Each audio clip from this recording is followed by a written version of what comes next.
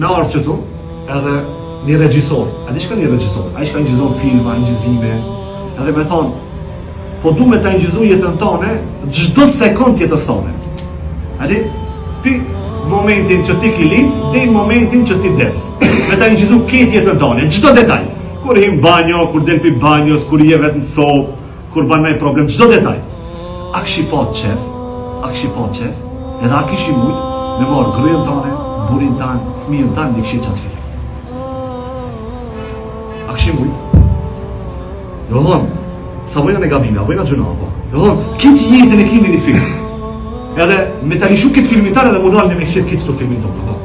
A këshi pa qef, ajo. E di për t'i që, kitë jo.